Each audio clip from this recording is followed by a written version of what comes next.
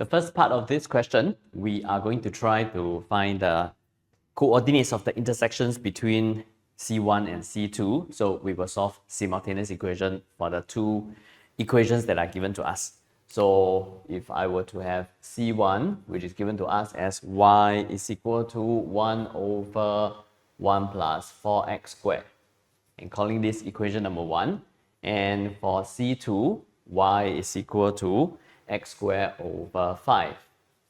We're going to solve the simultaneous equations by letting 1 be equal to 2. So we will have a 1 over 1 plus 4x squared. This is going to be equal to x squared over 5. Let's solve for x. Cross multiplying this, we have 5 is equal to x squared plus 4x to the power of 4. Shifting everything over to one side, 4x to the power of 4 plus x squared minus 5. This is equal to 0. And in order for me to solve this algebraically, I'm going to see this as a quadratic equation in terms of x squared. So I'm going to see this as a x squared plus x squared, then minus 5, this is equal to 0. So we can factorize this as if it is a quadratic equation. So it will be a 4x squared minus 5, 4x squared plus 5, then x squared minus 1. This is equal to 0. So based on this, that means x squared must be equal to minus 5 over 4, and this is not applicable, right? Because x squared is always going to be bigger or equal to 0. Or x squared is going to be equal to 1, which means the x is going to be equal to plus or minus 1. And when we substitute x is plus or minus 1 back into, let's say, equation number 2. So we will have a plus or minus 1 squared, which is going to be equal to 1 over 5. That means y, regardless of whether x is minus 1 or plus 1, y is going to be equal to 1 over 5. So based on this, we know that the coordinates of the intersections between C1 and C2, one of them will be minus 1 over 5, and the other one will be 1 over 5. This is for part 1 of the question. And in part 2, we are going to be looking at this region R, and this region R is bounded by the curve C1 and C2. And we are supposed to find the exact area of this region R. And the first thing that we should do, the first safe thing that we should do, is to draw the graphs, to take a look at least visually how this region R is going to look like. So if I were to plot it into my calculator, we're going to be getting something that is like this. Here is going to be the y-axis, x-axis. For curve C1, it is going to be a graph that is something like this. Here, here's a horizontal asymptote, y is equal to 0. This is C1. As for this, it is a parabola that will be just touching the origin here. So you'll go back up. Here, this is curve C2.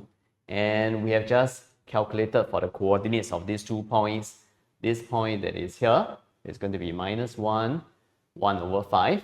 This point that is here is going to be 1 and 1 over 5. And region R is the region that is between these 2 graphs.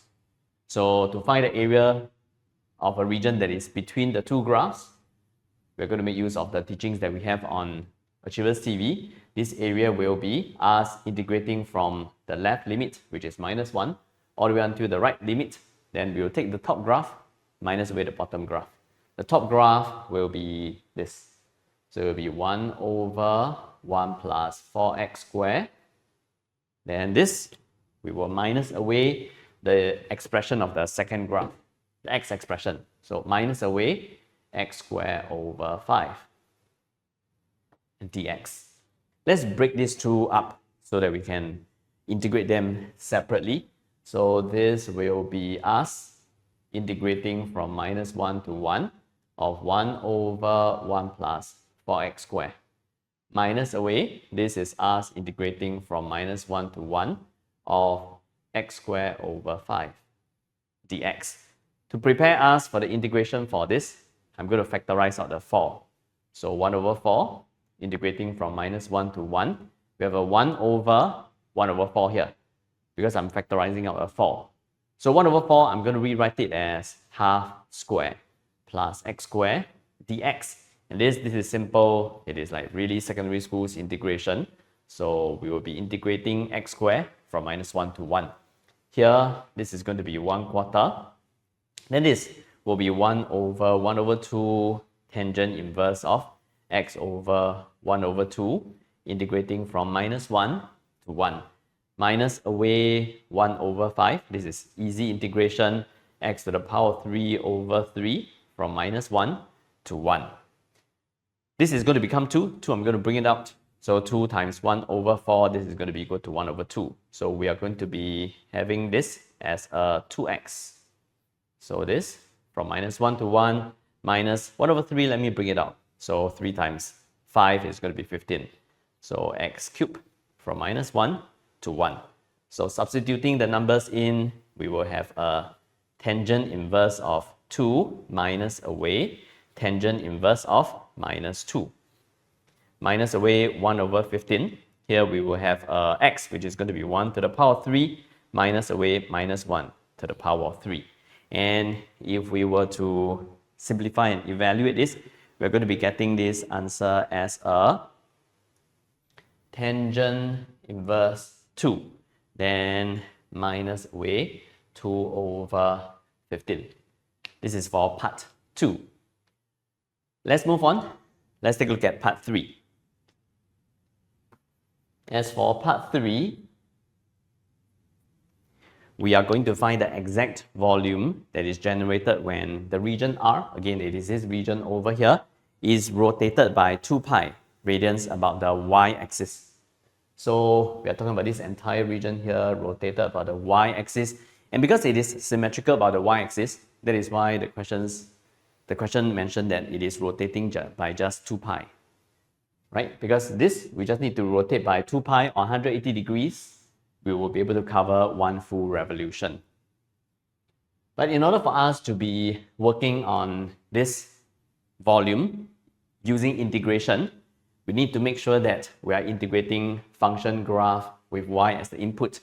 So in order for us to be doing that, we're going to be just using half of it. And we are going to be breaking this half into this portion that is here from 0 to 1 over 5.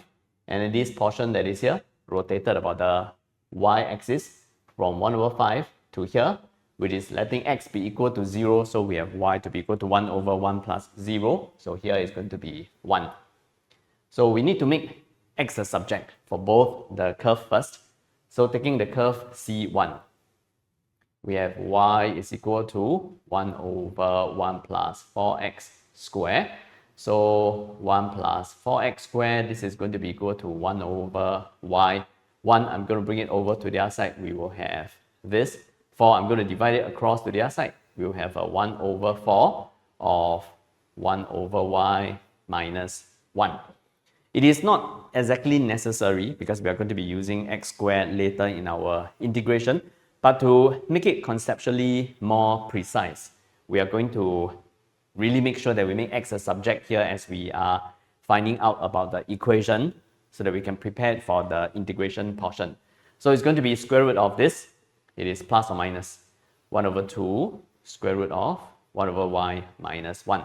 The same goes for C2. We are going to try to make x a subject. This is x squared over 5. So x squared is going to be 5y.